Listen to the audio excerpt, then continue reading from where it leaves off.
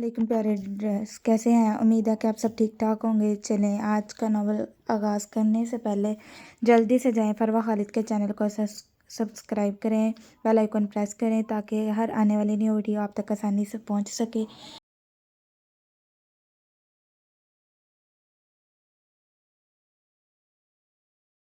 Novel का आगाज़ करते हैं। मैं तेरी चौकन एस कलम, फरवा खालिद, किस्त नंबर 23। फहमान महमिल को अपने करीब खींचता अपने चौड़े वजूद के अंदर कैद कर गया था। उसके गार्ड्स की गाड़ियों ने चारों जानिब से इसकी गाड़ी को कवर कर लिया था, मगर न जाने कहाँ से रास्ता बनाकर इस तक पहुंचती एक सरसराती गोली उसके बाजू को चीरती निकल गई थी। फहमान पहले भी ऐसी कई सिचुएशंस फेस कर चुका था। इस पर कई बार ही कातलाना हमले हो चुके थे, मगर महमल इस सबसे बुरी तरह डर गई थी। महमल आप ठीक हैं? फहमान ने अपना बाजू पीछे करते महमल को इस बात से लाइलम रखना ही ठीक समझा था कि इसे गोली लग चुकी है। ये सब क्या था? किसने किया ये? महमल ने सफ़ेद पड़ते चेहरे के साथ फहमान की जानिब देखा था। वो अभी भी इसके नहायत करीब थी। खौफ के आलम में वो इसकी शर्ट अपनी मुट्ठी में दबोचे वो चेहरा इसके करीब किए कांपते सहमे हुए अंदाज में बोलती। वो फहमान कबीर खान को मस्मराइज कर गई थी। फहमान ने जल्दी से इसकी जानिब से निगाहें फेरी थी। ये लड़की इसके दिलो दिमाग पर इस तरह हावी होने लगी कि इसे बिल्कुल भी अंदाज़ा नहीं था। मुझ पर हर वक्त रिसर्च करती रहती हैं, ये बात भी जानती होंगी कि मेरे कितने दुश्मन हैं। इन्हीं दुश्मनों में से कोई एक होगा, शायद कोई ऐसा दुश्मन जो ये नहीं चाहता कि महमल शेख फहमान कबीर खान के साथ रहे। फहमान के तंजिया लहजे पर महमल ने इसकी जानिब देखा था, जो होंठों को सख्ती से नीचे अपने बाजू की तकलीफ़ पर काबू पा रहा था, जिस तकलीफ़ का महमल को बिल्कुल भी अंदाज़ा नहीं था। आप अंदर जा सकती हैं, मुझे एक ज़रूरी काम है, मैं थोड़ी देर तक आऊँगा। गाड़ी जैसे ही फहमान के घर के मेन एंट्रेंस के सामने रुकी, वहाँ दरवाजे के बाहर बहुत सारी मुलाजमीन हाथ में फूलों की पत्तियाँ उठाए खड़ी नज़र आई थी। फहमान की बात पर महमल ने पलट कर इसे घूरा था।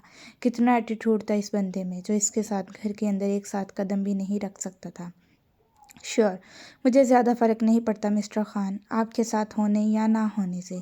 महमल अपनी इस तौहीन पर इसे टका सा जवाब देती वहाँ से निकलने को थी, जब फहमान इसकी नाजुक कमर में बाजू हमायल करता एक झटके के साथ इसे खुद से करीब तर कर गया था। आपको मना किया था मैंने, मुझे इस नाम से मत पुकारें। इसके चेहरे को थामते वो उसके होंठों को अंगूठे की मदद से सहलाते बोल रहा था।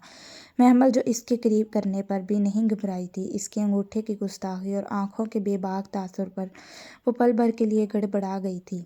मैं वही करती हूँ जो मेरा दिल चाहता है। महमल ने इसकी गिरफ्त से निकलना चाहा था, मगर इसकी गिरफ्त काफ़ी मजबूत थी।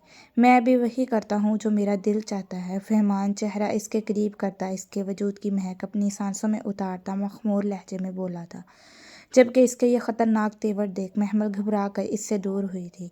अब आप मेरी दस्तरस में हैं और ये मेरा घर है। अब आपको वही करना होगा जिस मैं चाहूँगा। महमल कुरैशी अब फहमान कबीर खान की मर्ज़ी के मुताबिक चलेगी। फहमान ने इसे अपने इरादों के हवाले से आगाह किया था। यह फहमान कबीर खान की लाइफ की अब तक की सबसे बड़ी गलत फहमी है। महमल गाड़ी के दरवाजे से लगी हुई थी, जबकि फहमान तकरीबन इसके ऊपर झुक आया था। अभी तो पूरी ज़िंदगी पड़ी है ये देखने के लिए। फहमान के अंदाज में कुछ ऐसा था जो महमल को चौंका गया था। बहुत बड़ी गलतफहमी है आपकी कि मैं आपके साथ सारी ज़िंदगी रहूँगी। महमल गाड़ी का दरवाज़ा खोलते बाहर निकल गई थी। फहमान इसकी बात का कोई भी जवाब दिए बगैर सीट की पुश्त से सर टका गया था। इसके बाजू का खून अच्छा खासा बह चुका था। इस पर गुनूदगी तारी हो रही थी, मगर इस सब के बावजूद उसने एक बार भी महमल की नज़र अपने बाजू पर नहीं पड़ने दी थी। हुरम ने लरसती भीगी पलकें उठाकर अपने वहशी सितमगर को देखा था, जो जानता था कि वो उसे कभी नहीं मार सकती। हुरम वह गंदूर उछालती उसके सीने में मुंह छुपाते फूट फूट कर रो दी थी। मीर ने इसके गिर्द अपनी बाहों का हसार कायम नहीं किया था। वो इसके साथ लगी न जाने कितनी ही देर यूं ही रो रो कर हलकान होती रही थी।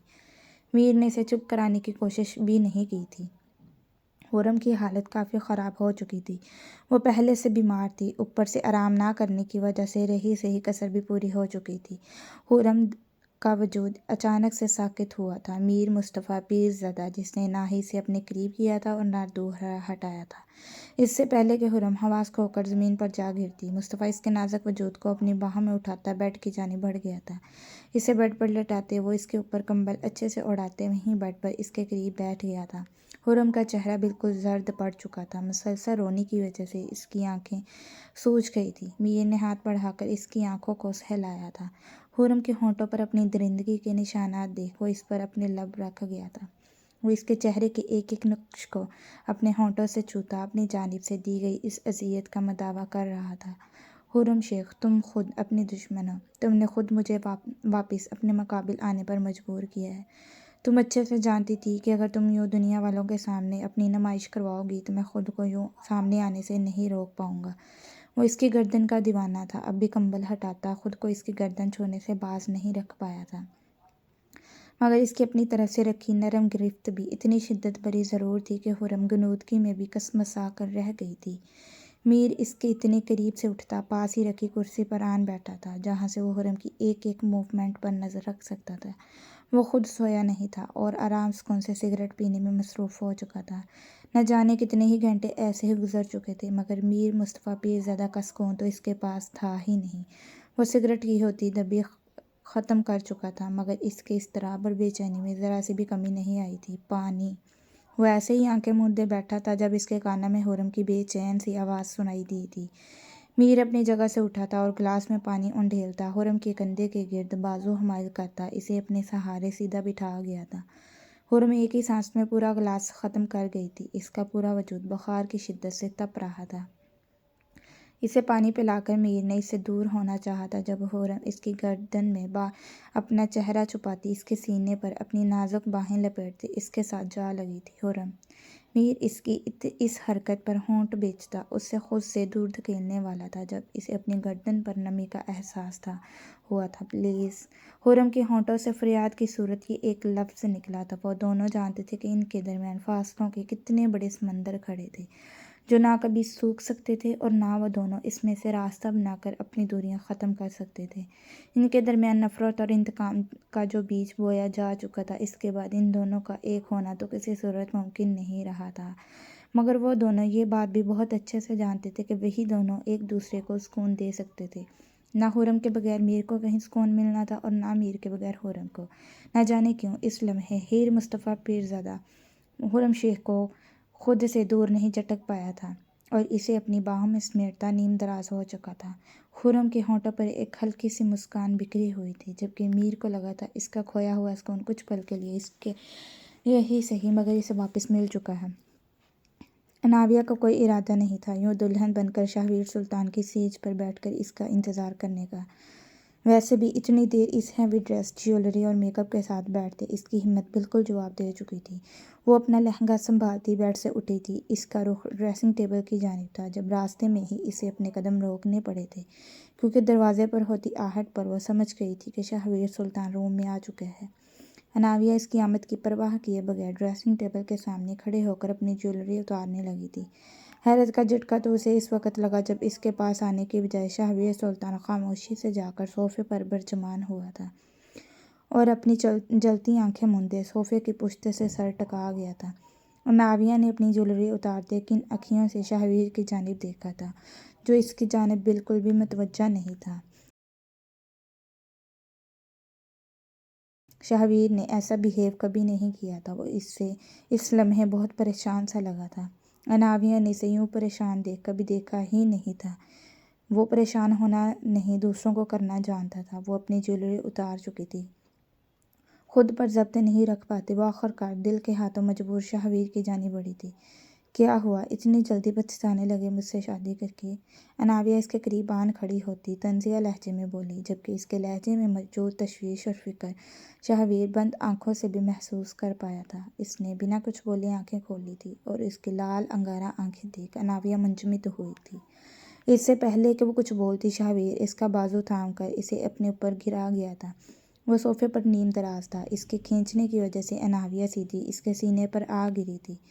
کیا تم بنا طنز کیے اور بنا لڑے مجھ سے کوئی بات نہیں کر سکتی؟ شاہویر سلطان کا لہجہ اور انداز بتا رہا تھا کہ ضرور اسے کچھ ہوا ہے۔ نہیں۔ اناویہ اس کے حصار سے نکلنے کی کوشش کرتی نفی میں سر ہلاتے بولی، جب شاہویر ہاتھ بڑھا کر دوپٹے کے بوجھ سے اس کے نازک وجود کو آزاد کرتا اسے صوفے پر گراتے اس پر جھکا تھا۔ اس دنیا میں ہر انسان کے لیے تمہارے دل میں نرم گوشہ موجود ہے۔ تم سب کی بڑی بڑی خطائیں معاف کر دیتی ہو، مگر میرے لیے تمہارا دل اتنا سخت کیوں ہے؟ کیوں آخر باقی تمام لوگوں کے جرم کی سزا مجھے بھگتنی پڑتی ہے؟ کیا تمہیں کبھی رحم نہیں آتا مجھ پر؟ شہابیر اس کے بالوں کے پن سے آزاد کرتا ان میں اپنا چہرہ چھپائے بولا تھا، کیونکہ جب اپنی گردن سے ٹکراتے اس کے ہونٹ کا لمس محسوس کرتے اناویہ کی سانسیں تیز ہوئی تھی، کیونکہ تم ہمدردی کے بالکل بھی قابل نہیں شہابیر سلطان۔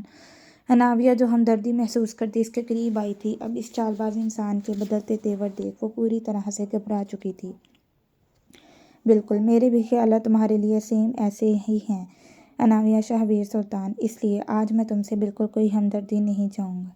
شہابیر کا لہجہ اب کی بار کافی سرد و سپاٹ ہوا تھا، وہ اپنے ہونٹ اناویہ کی گردن پر سخت کرتا اسے اپنی باہوں میں اٹھائے بیڈ کی جانب بڑھ گیا تھا، جبکہ اس کے خطرناک تیور دیکھ اناویہ کا پورا وجود کانپ اٹھا تھا۔ اس نے شہابیر کے حصار سے نکلنا چاہا تھا، مگر شہابیر کی گرفت آج اس کے ارادوں کی طرح بہت مضبوط تھی۔